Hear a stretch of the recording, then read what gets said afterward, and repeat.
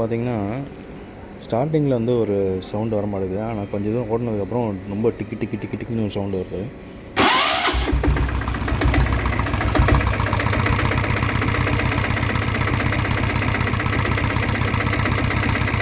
கேட்குதுங்களா? அந்த சவுண்டு தான் இதிலேருந்து தான் வருதுன்னு நினைக்கிறேன். கழட்டி பார்க்கலாம். இந்த டாப் கவர் கழட்டுறதுக்கு பார்த்திங்கன்னா இந்த 6 mm ஆலன் கீ யூஸ் பண்ணோம். ஸோ இங்கே பார்த்திங்கன்னா இந்த சைடில் ஒரு போல்ட்டும் இந்த சைடில் ஒரு இதுவும் இருக்குது. அதை மட்டும் கழட்டணும். அந்த ஆலன் கீயால் கழட்டிக்கலாம்.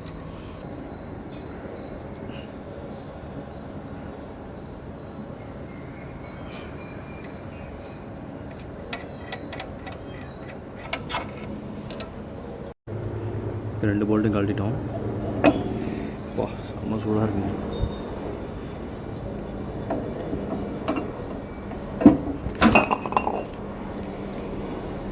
எனக்கு தெரிஞ்சு இதில் இருந்தால் சத்தம் ஆமாங்க பயங்கரமாக ஆடுது பாருங்கள்.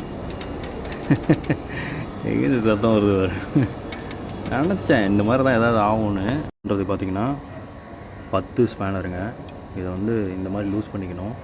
நான் லூஸ் பண்ணிட்டேன்ல. அதுக்கப்புறம் ஆக்சுவலாக இது வந்து நம்ம ஒரு இடைவெளி விடணும்.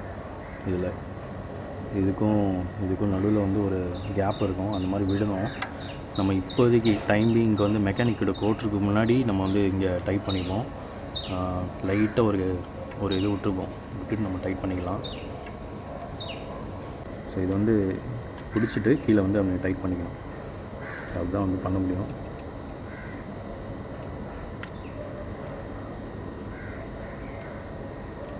முன்னாடி எப்படி ஆடிட்டு இருந்தது, இப்போ பாருங்கள் லைட்டாக தான் ஆடுது. ஸோ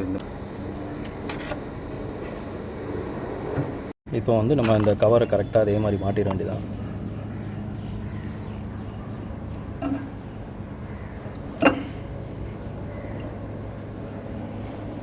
மாட்டியாச்சு. அதுக்கப்புறம் அந்த 2 Allen bolt 6 mm Allen bolt நம்ம மாட்டிடுறோம்.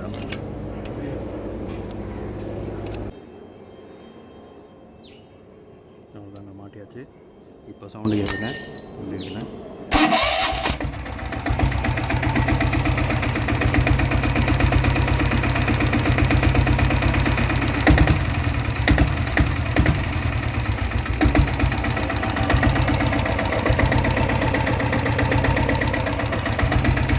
ஃபிக்ஸ் ஆகிடுச்சிங்க.